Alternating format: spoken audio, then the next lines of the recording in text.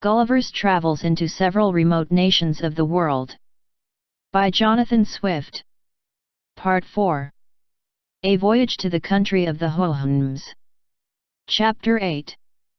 The author relates several particulars of the Yahoos.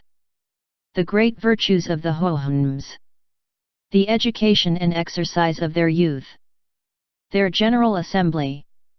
As I ought to have understood human nature much better than I supposed it possible for my master to do, so it was easy to apply the character he gave of the Yahoos to myself and my countrymen, and I believed I could yet make further discoveries, from my own observation. I therefore often begged his honor to let me go among the herds of Yahoos in the neighborhood, to which he always very graciously consented, being perfectly convinced that the hatred I bore these brutes would never suffer me to be corrupted by them, and his honor ordered one of his servants, a strong sorrel nag, very honest and good-natured, to be my guard, without whose protection I durst not undertake such adventures. For I have already told the reader how much I was pestered by these odious animals, upon my first arrival, and I afterwards failed very narrowly, 3 or 4 times, of falling into their clutches, when I happened to stray at any distance without my hanger. And I have reason to believe they had some imagination that I was of their own species, which I often assisted myself by stripping up my sleeves, and showing my naked arms and breasts in their sight, when my protector was with me. At which times they would approach as near as they durst, and imitate my actions after the manner of monkeys, but ever with great signs of hatred, as a tame jackdaw with cap and stockings is always persecuted by the wild ones, when he happens to be got among them. They are prodigiously nimble from their infancy. However, I once caught a young male of 3 years old, and endeavored, by all marks of tenderness, to make it quiet, but the little imp fell a-squalling, and scratching, and biting with such violence, that I was forced to let it go, and it was high time, for a whole troop of old ones came about us at the noise, but finding the cub was safe, for away it ran, and my sorrel nag being by, they durst not venture near us. I observed the young animal's flesh to smell very rank, and the stink was somewhat between a weasel and a fox, but much more disagreeable. I forgot another circumstance, and perhaps I might have the reader's pardon if it were wholly omitted, that while I held the odious vermin in my hands, it voided its filthy excrements of a yellow liquid substance all over my clothes, but by good fortune there was a small brook hard by, where I washed myself as clean as I could, although I durst not come into my master's presence until I were sufficiently aired. By what I could discover, the Yahoos appear to be the most unteachable of all animals, their capacity never reaching higher than to draw or carry burdens. Yet I am of opinion, this defect arises chiefly from a perverse, restive disposition, for they are cunning, malicious, treacherous, and revengeful. They are strong and hardy, but of a cowardly spirit, and, by consequence, insolent, abject, and cruel. It is observed, that the red-haired of both sexes are more libidinous and mischievous than the rest, whom yet they much exceed in strength and activity. The Houyhnhnms keep the Yahoos for present use in huts not far from the house, but the rest are sent abroad to certain fields, where they dig up roots, eat several kinds of herbs, and search about for carrion, or sometimes catch weasels and luhi-moose, a sort of wild rat, which they greedily devour. Nature has taught them to dig deep holes with their nails on the side of a rising ground, wherein they lie by themselves. Only the kennels of the females are larger, sufficient to hold 2 or 3 cubs. They swim from their infancy like frogs, and are able to continue long under water, where they often take fish, which the females carry home to their young.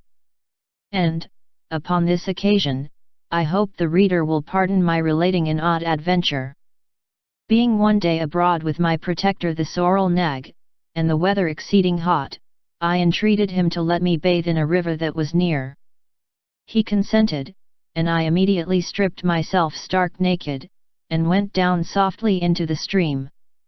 It happened that a young female Yahoo, standing behind a bank, saw the whole proceeding, and inflamed by desire, as the nag and I conjectured, came running with all speed, and leaped into the water, within 5 yards of the place where I bathed. I was never in my life so terribly frightened. The nag was grazing at some distance, not suspecting any harm. She embraced me after a most fulsome manner. I roared as loud as I could, and the nag came galloping towards me, whereupon she quitted her grasp, with the utmost reluctancy, and leaped upon the opposite bank, where she stood gazing and howling all the time I was putting on my clothes. This was a matter of diversion to my master and his family, as well as of mortification to myself.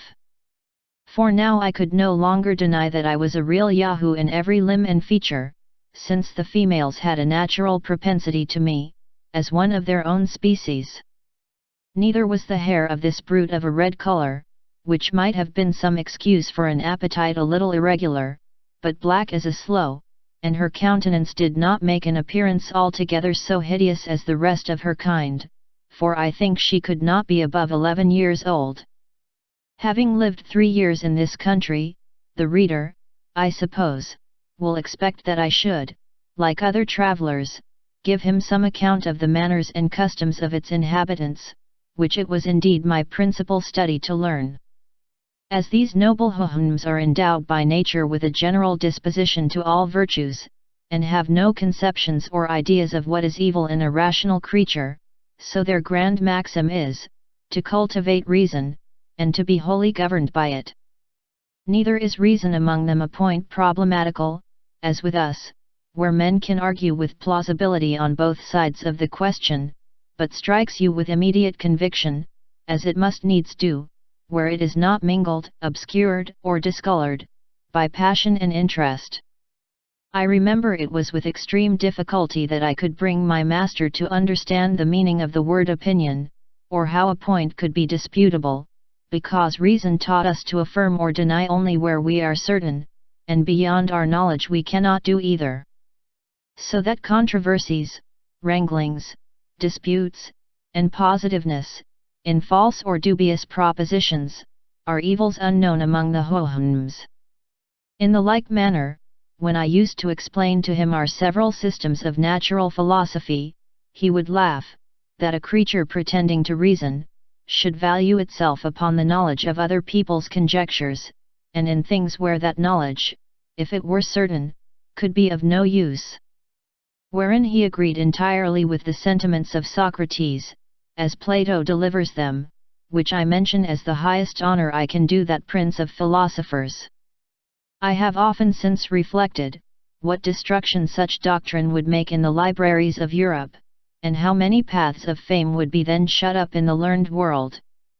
Friendship and benevolence are the two principal virtues among the Hohums, and these not confined to particular objects, but universal to the whole race, for a stranger from the remotest part is equally treated with the nearest neighbor, and wherever he goes, looks upon himself as at home. They preserve decency and civility in the highest degrees, but are altogether ignorant of ceremony. They have no fondness for their colts or foals, but the care they take in educating them proceeds entirely from the dictates of reason. And I observed my master to show the same affection to his neighbor's issue, that he had for his own. They will have it that nature teaches them to love the whole species, and it is reason only that makes a distinction of persons, where there is a superior degree of virtue. When the matron Hohums have produced one of each sex, they no longer accompany with their consorts, except they lose one of their issue by some casualty, which very seldom happens, but in such a case they meet again, or when the like accident befalls a person whose wife is past bearing, some other couple bestow on him one of their own colts, and then go together again until the mother is pregnant. This caution is necessary, to prevent the country from being overburdened with numbers. But the race of inferior Hohums, bred up to be servants, is not so strictly limited upon this article. These are allowed to produce 3 of each sex, to be domestics in the noble families. In their marriages, they are exactly careful to choose such colors as will not make any disagreeable mixture in the breed. Strength is chiefly valued in the male, and comeliness in the female, not upon the account of love, but to preserve the race from degenerating, for where a female happens to excel in strength, a consort is chosen, with regard to comeliness. Courtship, love, presents, jointures, settlements have no place in their thoughts, or terms whereby to express them in their language. The young couple meet, and are joined, merely because it is the determination of their parents and friends, it is what they see done every day, and they look upon it as one of the necessary actions of a reasonable being. But the violation of marriage, or any other unchastity, was never heard of, and the married pair pass their lives with the same friendship and mutual benevolence, that they bear to all others of the same species who come in their way, without jealousy, fondness, quarreling, or discontent. In educating the youth of both sexes, their method is admirable, and highly deserves our imitation. These are not suffered to taste a grain of oats, except upon certain days, till 18 years old, nor milk, but very rarely, and in summer they graze 2 hours in the morning, and as many in the evening, which their parents likewise observe, but the servants are not allowed above half that time, and a great part of their grass is brought home, which they eat at the most convenient hours, when they can be best spared from work.